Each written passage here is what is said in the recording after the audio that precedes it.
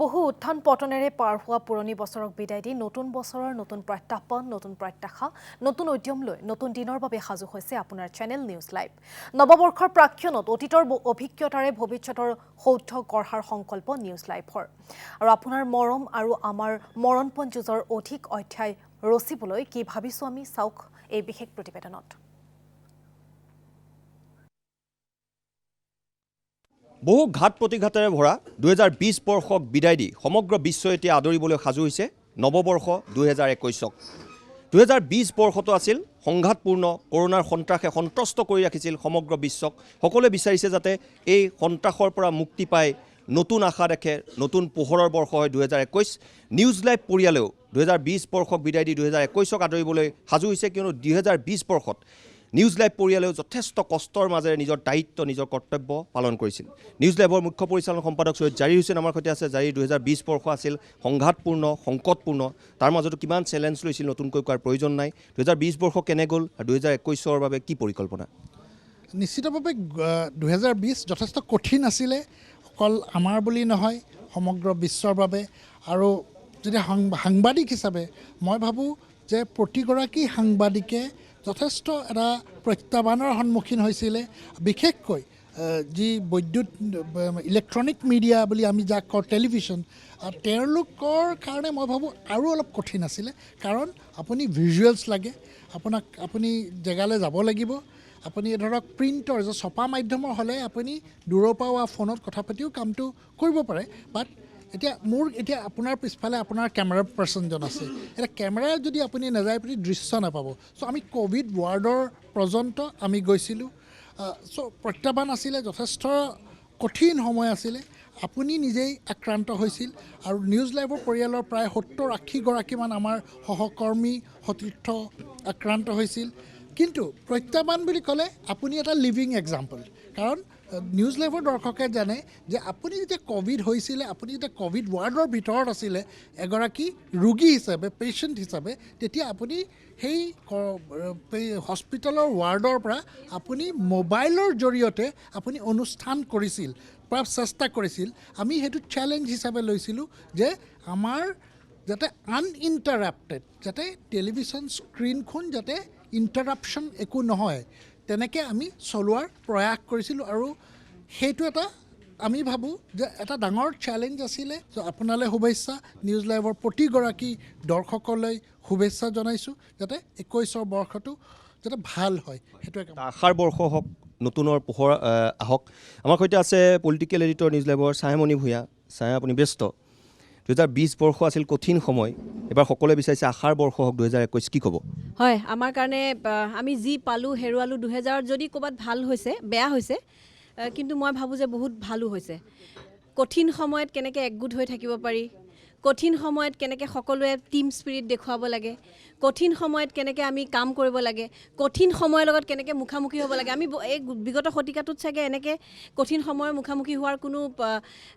পূৰ্ব প্ৰস্তুতি কাৰো নাছিলে কিন্তু এবাৰ এই 2020 বৰ্ষটোৱে প্ৰত্যেককে এজন শক্তিশালী মানুহ হ'বলৈ শিকালে কঠিন সময়ৰ লগত যুঁজিবলৈ শিকালে মই ভাবোঁ যে মই 2020 বৰ্ষটোকো ইতিবাচক হিচাপে ল'বলৈ চেষ্টা কৰিছোঁ আৰু মই ভাবোঁ 2020এ আমাক যিমান শিকালে অনাগত আৰু 20 বছৰলৈ চাগে আমাৰ সেইখিনি শিক্ষা যথেষ্ট ভাল হ'ব আৰু নিউজ লাইভ হিচাপে যদি চাওঁ আমি কেতিয়াও থমকি ৰোৱাই নাছিলোঁ 2020ত আমি যিখিনি কৰি মানুহৰ কাৰণে কৰি দেখুৱালোঁ বা কৰিবলৈ চেষ্টা কৰিলোঁ পৰৱৰ্তী দিনতো অব্যাহত থাকিব আৰু আমি আশা কৰিম অনাগত দিনবিলাক অনাগত যিটো বছৰ আহিব 2020ৰ পৰা পোৱা শিক্ষাৰে আৰু শক্তিশালী গতিময় প্ৰাণচঞ্চল আৰু সকলোৰে বাবে এটা ভাল বছৰ হ'ব সকলোকে শুভেচ্ছা থাকিল ধন্যবাদ জ্ঞাপন কৰিছোঁ আমাৰ সৈতে আছে নিউজ লাইভৰ চিফ ৰিপৰ্টাৰ অনুমিত্ৰ গগৈ অনুমিত্ৰ খুব চেলেঞ্জিং আছিল বছৰটো খুব প্ৰত্যাহ্বান দিনে নিশাই এক অফিচতেই থাকিও কাম কৰিছে কৰোনা সংকটৰ সময় এতিয়া উভতি চাইছে সেই সময়ছোৱা হয় নিশ্চয়কৈ আমাৰ বাবে অত্যন্ত প্ৰত্যাহ্বানজনক আছিলে যে বিগত বছৰটো মানে চলিত বছৰটো আজি শেষৰটো দিন আৰু আমি শৈশৱৰ পৰা কোনোদিনে এনেকুৱা ধৰণৰ প্ৰত্যাহ্বানৰ সন্মুখীন হোৱা নাছিলোঁ অকলশৰে থাকিব লগা হৈছিলে প্ৰফেশ্যনৰ খাতিৰত আমি ঘৰৰ পৰা আঁতৰত থাকিব লগা হৈছিলে প্ৰায় এমাহ দুমাহ ধৰি আমি ঘৰৰ পৰা আঁতৰত আছিলোঁ আমাৰ সকলোৱে মিলিজুলি সেই প্ৰত্যাহ্বান গ্ৰহণ কৰিছিলোঁ আৰু মই ভাবোঁ যে সেই প্ৰত্যাহ্বান আমি নেওচি আগুৱাই যাবলৈ সক্ষম হ'লোঁ পৰিয়ালৰ পৰা আঁতৰত থাকি হোটেলত বন্ধ ৰুমত থাকি আমি ইজনৰ ৰুমলৈও যাব নোৱাৰোঁ, তেনেকৈ যাতে আমাৰ কৰোণা নহয় সেইটো কাৰণে আমি যথেষ্ট সাৱধানে থাকিব লগা হৈছিলে। গতিকে এই প্ৰত্যাহ্বান বছৰটো পাৰ হৈ এতিয়া মই আশা কৰিছোঁ যে অনাগত এই আহি থকা কাইলৈৰ পৰা যিটো নতুন বছৰ আৰম্ভ হ'ব, সেই নতুন বছৰটোৱে এক নতুন আশাৰ বতৰা কঢ়িয়াই আনিব আৰু নিশ্চয়কৈ আনিব। আৰু সদৌ অসমবাসীলৈ মই নৱবৰ্ষৰ শুভেচ্ছা জনাইছোঁ আৰু নিউজ লাইভৰ প্ৰতিজন সদস্যকে নৱবৰ্ষৰ শুভেচ্ছা জনাইছোঁ। ধন্যবাদ জ্ঞাপন কৰিছোঁ। আমাৰ সৈতে আছে নিউজ লাইভৰ কনচাল্টিং এডিটৰ ধ্ৰুৱ মহন্ত। সাংবাদিকতাৰ কেৰিয়াৰত আপোনাৰ এনেকুৱা প্ৰত্যাহ্বান আছিল কোনোবাটো বৰ্ষ? সাংবাদিকতাৰ কেৰিয়াৰৰ প্ৰশ্নই নুঠে। মইতো ভাবোঁ যোৱা 100 বছৰত বিশ্ববাসীয়ে এনেকুৱা ধৰণৰ পৰিস্থিতিৰ মুখামুখি হোৱা নাছিলে। আৰু মোৰ জীৱনৰ বুলিয়ে নহয়, অসমৰ জীৱিত কোনোবা মানুহে এনেকুৱা পৰিৱেশ বিগত সময়ত দেখিছিল নে নাই মোৰ সন্দেহ আছে। কাৰণ এই 2020 বৰ্ষটো অসমৰ কাৰণে বিশেষকৈ অত্যন্ত সংঘৰ্ষপূৰ্ণ বৰ্ষ। কাৰণ বছৰটো আৰম্ভ হৈছিলে কা আন্দোলনৰ এক পটভূমিত, ৰাজ্যৰ পৰিৱেশ যথেষ্ট উত্তাল হৈ আহিছিলে। তাৰপিছত মাৰ্চ মাহত আহিল ক'ভিড-19 কৰোণা, আৰু সেই বিষয়টো আমাক বহুত নতুন কথা শিকালে।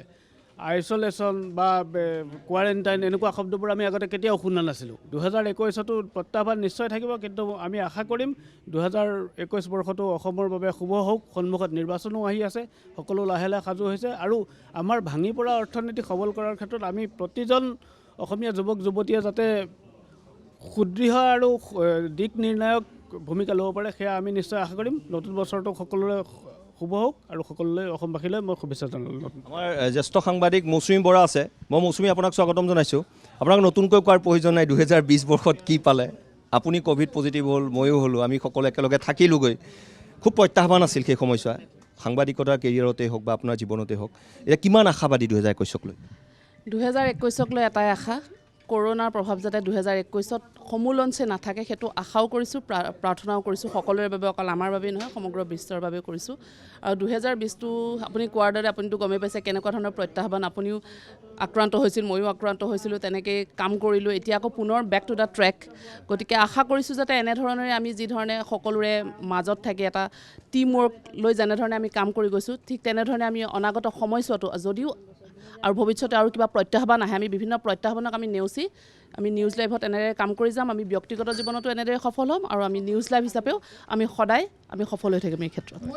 মোৰ কেইটামান আছে, আমাৰ কেইটামান ৰিপৰ্টাৰ আছে, য়াং ৰিপৰ্টাৰ টিম, প্ৰাঞ্জলকো মাতিম ইয়ালৈ, যে কৰোণাৰ সময়ত ক'ভিডৰ সময়ত যেতিয়া আমি ৰিপৰ্টিং কৰিবলৈ যেতিয়া পঠিয়াওঁ, এই ইহঁতৰ নিচিনা ল'ৰা পাৰ্থ, চাণক্য, প্ৰাঞ্জল, যোনকেইটা য়াং টিম, সেই টিমটোৱে কেতিয়াও কোনোদিনাও মানে ন' বুলি কোৱা নাছিলে। আৰু তেওঁৰ নিজৰ যি ছেফটি প্ৰিকশ্যন সেইবিলাক আঁতৰত ৰাখি কামৰ প্ৰফেচনেলিজিম যোনটো দেখুৱাইছে। চ' মই এগৰাকী সম্পাদক হিচাপে, এডিটাৰ হিচাপে মই ভাবোঁ এনেকুৱা যেতিয়া স্পিৰিটেড যেতিয়া আপোনাৰ য়াং টিম এটা থাকে তেতিয়া বহু ক্ষেত্ৰত ইজি হৈ যায়। চ' তেওঁলোকৰ পৰা আমি জানিব লাগিব। মই প্ৰাঞ্জল চাণক্য প্ৰতিজনৰ ওচৰলৈ আহিম। প্ৰাঞ্জল, কেনেকুৱা লাগিছিল সেই প্ৰত্যাহ্বানবোৰ গৈছে এতিয়া? প্ৰত্যাহ্বানমূলক বছৰ আছিল যদিও আমি যথেষ্ট শিকিলোঁ। আচলতে বছৰটোত যিমানেই প্ৰত্যাহ্বান আহিলে সিমানে আমি এটা শিকাৰ সুযোগ পালোঁ আৰু আশা কৰোঁ যে এই অন্ধকাৰবোৰ গুচি যাব। আমি যি শিকিলোঁ আৰু 2021 বৰ্ষটোত যাতে সকলোৰে বাবে পোহৰ হওক, সকলোৰে বাবে ভাল হওক, আমি তাকেই কামনা কৰিছোঁ। চাণক্য? নিশ্চয়ভাৱে প্ৰত্যাহ্বান নাছিলেই, কিন্তু তাৰ মাজতে যি অভিজ্ঞতাখিনি পালোঁ সঁচাকৈয়ে এই অভিজ্ঞতা কেতিয়াও নাপাওঁ।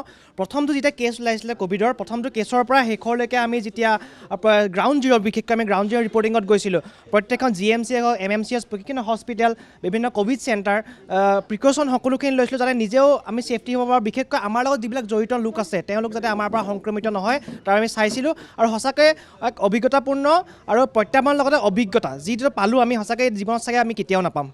মই পাৰ্থ ওচৰলৈ আহিম, কিন্তু মই দেখোঁ কমল মাস্কখন খুলি দিয়ক। ইয়াৰ কমল, আমাৰ জয়ন্ত আছে, যি কেমেৰাত বন্দী কৰিছিলে এই শিহৰণকাৰী সময়বোৰ, সংকটপূৰ্ণ সময়, কঠিন সময়, কিমান চেলেঞ্জিং আছিল কমল? বহুত চেলেঞ্জ আছিল নিপদা।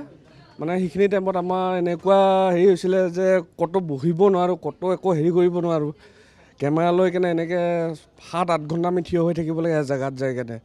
আহিব বাহিৰৰ পৰা মানুহ আহিব, তাহাঁতক আমি ফুটেজ ল'ব লাগিব, বাইট ল'ব লাগিব, চুব নোৱাৰিম। সেইখিনি টাইমত একো খাবও নোৱাৰোঁ, ক'তো বহিব নোৱাৰোঁ। কিন্তু বহুত চেলেঞ্জিং আছিলে, কিন্তু সেইখিনি আমি এনেকৈ ধুনীয়াকৈ পাৰ কৰিছোঁ। এতিয়া 2021 বৰ্ষটো চবৰ কাৰণে ভাল হ'ব লাগে। জয়ন্ত, চমুকৈ? একো নাই, 20টো চবৰ কাৰণে বেয়া গ'ল। 21টো ভাল হওক, চবৰ কাৰণে ভাল হওক, তাৰে ভগৱানৰ ওচৰত প্ৰাৰ্থনা কৰিছোঁ। পাৰ্থ, খুব চমুকৈ নিশ্চয়কৈ মাৰ্চ মাহত যেতিয়া লকডাউন আৰম্ভ হৈছিলে 24 তাৰিখৰ পৰা সমগ্ৰ দেশজুৰি এক বেলেগ ধৰণৰ পৰিৱেশ সৃষ্টি হৈছিলে সমান্তৰালভাৱে অসমতো তেনেকুৱা পৰিৱেশ হৈছিলে আৰু আমি যিহেতু সাংবাদিকতাৰ সৈতে জড়িত আমি ব্যক্তি প্ৰথমতে আমি নিউজবিলাক কভাৰ কৰিবলৈ যাব লাগে হটস্পটৰ পৰা আৰম্ভ কৰি কণ্টেইনমেণ্ট জ'নছ আছে কোৱাৰেণ্টাইন কেম্পবিলাক কেনেকৈ নিৰ্মাণ কৰা হৈছিলে স্বাস্থ্য বিভাগে কেনেকৈ যুদ্ধ সদৃশ পৰিৱেশৰ মাজত তেওঁলোকে কেনেদৰে প্ৰস্তুত কৰি আমি সকলোবিলাক নিউজ আমি কভাৰ কৰিবলৈ গৈছিলোঁ তাৰ মাজতে আমি নিজৰ ছেফটিও চাবলগীয়া হৈছিলে আমাৰ ঘৰৰ পৰিয়ালৰ মানুহৰো ছেফটি চাবলগীয়া কিয়নো আমি এই হটস্পটসমূহ ঘূৰাৰ সময়ত আমি ক'ৰবাত সংক্ৰমিত হোৱাৰ ভয় আছিলে গতিকে আমি নিশা 12 বজাত নিউজ কভাৰ কৰি আকৌ ঘৰত গৈ ঘৰৰ বাহিৰতে আমি সম্পূৰ্ণ কাপবোৰ খুলি নিজকে চেনিটাইজ কৰি তাৰপিছত আমি আকৌ পুনৰ পিছদিনাৰ বাবে সাজু হৈছিলোঁ গতিকে অতি কঠিন সময় আছিলে কিন্তু 2021 আজি লাষ্ট দিন 2020ৰ 2021টো আশাৰ বতৰা লৈ আহক সকলোৰে বাবে পোহৰময় হওক সকলো দিশ আলোকময় হওক তাকে কামনা কৰিছোঁ ৱেব ডেস্কৰ নিপেন আছে নিপেন খুব চমুকৈ কি ক'ব 2020 বৰ্ষ এটাই আশা থাকিব যে 2020 বৰ্ষ যাতে তেনেকুৱা ঘূৰি নাহে ইতিহাস হৈ থাকক 2020 বৰ্ষ আমাৰ জ্যেষ্ঠ ভিডিঅ' এডিটৰ সত্যব্ৰত বৰদলৈ বাবাদা অকণ থিয় হৈ দিব 2020 বৰ্ষ খুব চেলেঞ্জিং আছিল 21ক লৈ কিমান আশাবাদী সেউচৰকৈ আশাবাদী 20 বৰ্ষটোতো ক'ভিডে খালে তো 21ৰ বৰ্ষটোত আশাবাদী সকলো ভাল হ'ব আমি আশা ৰাখিছোঁ 2021 বৰ্ষই আন্ধাৰৰ পৰা পোহৰ দেখুৱাওক আশা প্ৰত্যাশাৰ বছৰ হওক 2021